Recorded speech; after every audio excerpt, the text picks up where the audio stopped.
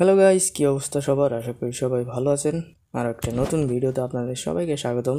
So আজকে আপনাদের দেখাবো আপনারা কিভাবে একজন প্লেয়ার থেকে আরেকজন প্লেয়ারে ট্রেনিং ট্রান্সফার করতে পারবেন। সো ট্রেনিং ট্রান্সফার করার জন্য আপনারা প্রথমে ট্রেনিং পয়েন্ট লাগবে। সো এটা ইভেন্ট খেললেও পাওয়া যায়, বাট আপনারা স্টোর থেকেও এটা কিনতে পারবেন। সো আপনাদের একবার কিনেই আমি সব কিছু দেখিয়ে দেবো আপনারা কীভাবে ট্রান্সফার করতে পারবেন। সো ফার্স্টে এইখানে দেখতে পাচ্ছেন একদম ডান পাশে নিচের দিকে স্টোর লেখা, এইখানে ক্লিক করে বাস স্টোরে চলে যাবেন। অ্যান্ড এখানে আসার পর দেখতে পাচ্ছেন এখানে লেখা আছে 1 2 3 নাম্বারে এক্সচেঞ্জ।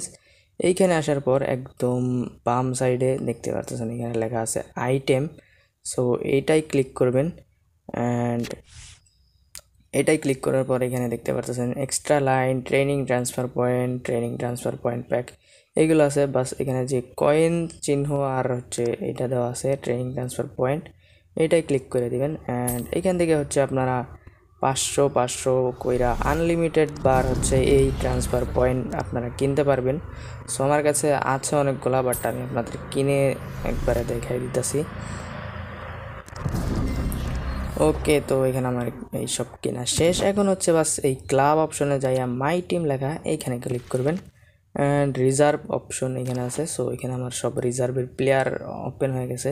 সো আপনারা চাইলে যেই কোনো প্লেয়ার এখানে থেকে সিলেক্ট কইরা বাস ট্রেনিং ট্রান্সফার করতে পারবেন। সো যেই প্লেয়ার থেকে আপনারা ট্রেনিং ট্রান্সফার করবেন সেইটার উপর ক্লিক করবেন। যেমন ধরেন আমি ভিনিসিয়াসের ট্রেনিংটা আমি ট্রান্সফার করব।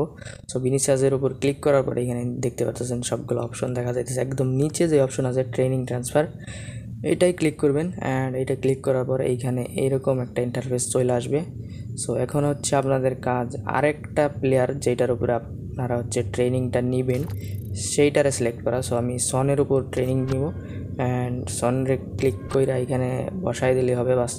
সো এখন এই ট্রেনিং ট্রান্সফার এখানে 2বার ক্লিক করে আপনাদের কনফার্ম করতে হবে। অ্যান্ড এইটা করলেই আপনাদের ট্রেনিংটা ট্রান্সফার হয়ে যাবে।